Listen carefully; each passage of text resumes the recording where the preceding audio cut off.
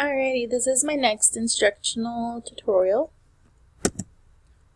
This one is called Graphic Map.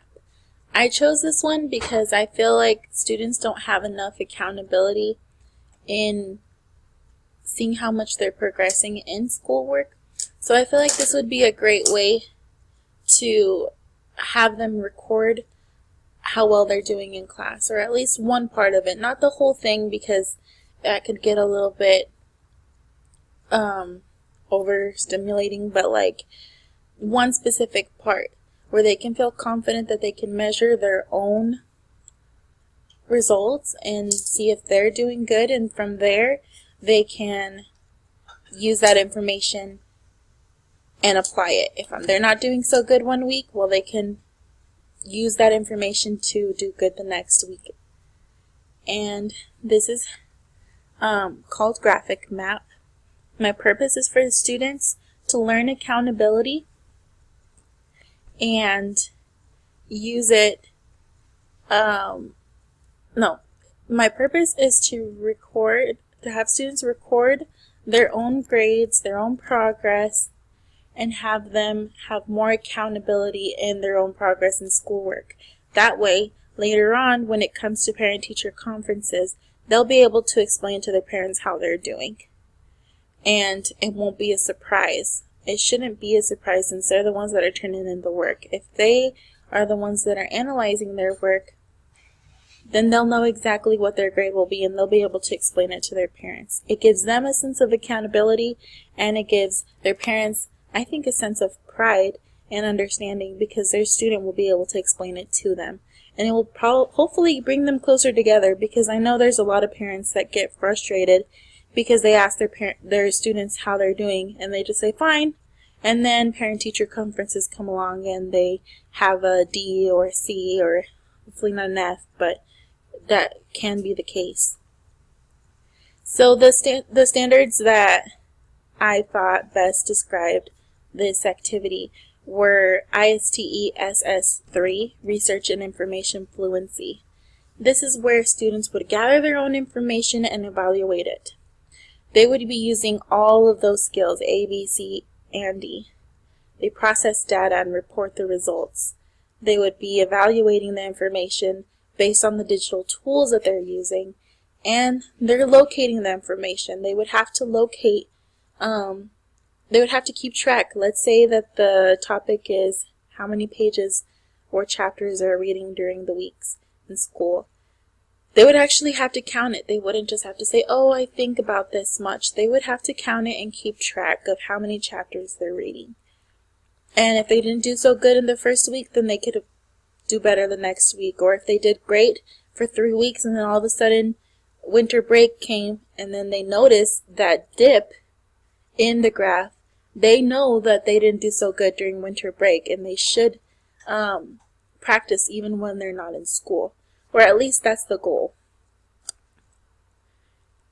In parent-teacher conferences, I feel like ISTE SS2 really applies, because that would be where the student uses their digital media to communicate information. So they would use this graph to communicate how well they're doing in school, and they would be able to effectively communicate that with their parents. They would know what they have to say because they're the ones that made the graph.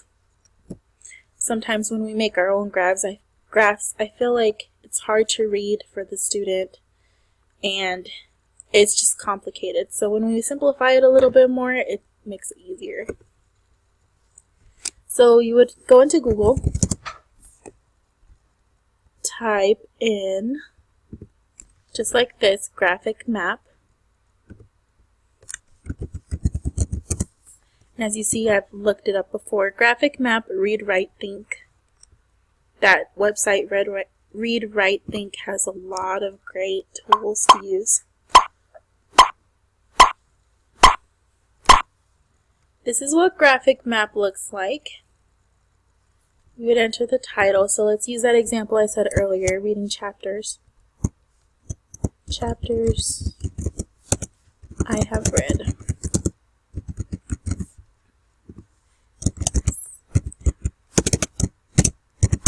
And you'd enter their name, well, the student would. And then here's the different options that they can use for their graph. So this is the one that we'll be using, a chapter, the number of chapters in a book you've read.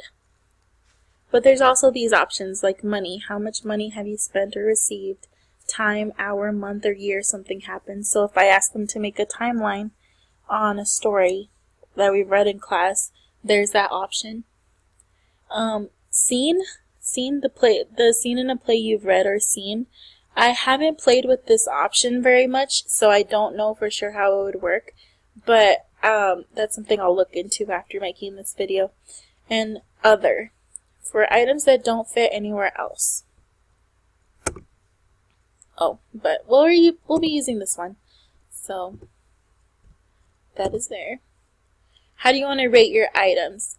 These are all based, I think, on age level. So high, medium, low, that's a good one for older groups. Positive, negative, I think would be more like the 2nd through 4th grade. 3, 2, 1, that's definitely my age group. I think 5th grade through 7th grade would benefit from numbers like that, and even older too. And smiley and frowny face, those ones are more for the younger students, 1st grade, kindergarten, the ones that don't really understand the numbers, the effect of numbers yet. But they do understand faces, and if you're happy, then you're doing great. If you're not happy, then there's something wrong there. So for the purpose of this video, I'd like to use the 3, 2, 1 or -1, -2, -3 rating. So let's use a chapter. Let's say they read chapter 1, and it was about cougars. Cougars, I can't spell cougars today. And let's say that was just the introduction. This was about cougars.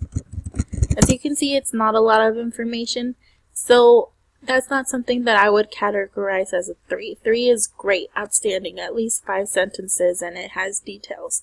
This is more of like a 1. You've read it, but there wasn't a lot of details in there. Ooh. And this one is some help tips. Close out of that. We're reading about cougars, so I'll push on the picture of the cat.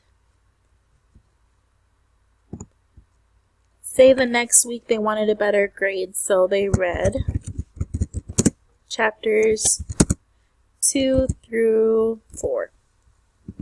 So let's say it was about cougars, food, and habitat.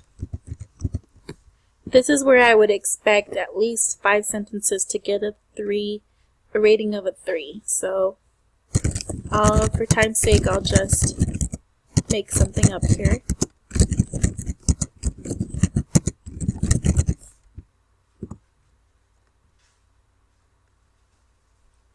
So that one they did great. That was a level 3.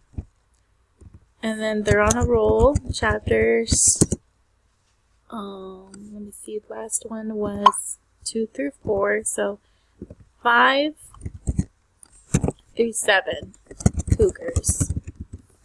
But let's say they thought they were doing so good, so they kind of slacked on the description. So they only wrote 3 sentences.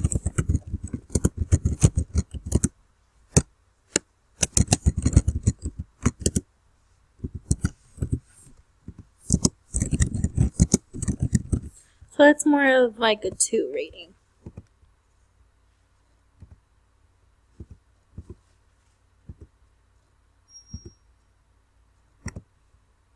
Well, they got a little bit disappointed because that one was not a great grade. So let's say they only read 1.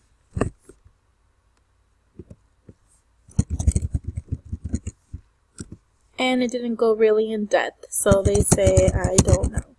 I don't know is definitely an answer I don't allow in my classroom, so that would be a -3.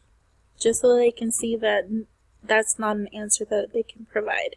So let me make sure if everything is in correctly. Chapter 8, 5 through 7, 2 through 4, yep. So let's say finished. And you can see they started off right here, went up really high, and then they went down to here. Was pretty sure there was more. Oh, if you don't choose an icon, it might not put it on there. So make sure that there's an icon for every single entry. There's all 4 of them. So they started off right here, not bad, but then they went higher, slacked off a little bit. Let's say Christmas vacation was right here, and they declined. So then the student would have to analyze what happened here. Was I not feeling good? Was it the Christmas break? What was it? So they would use that information and then analyze it to try to get back to this level or even this level.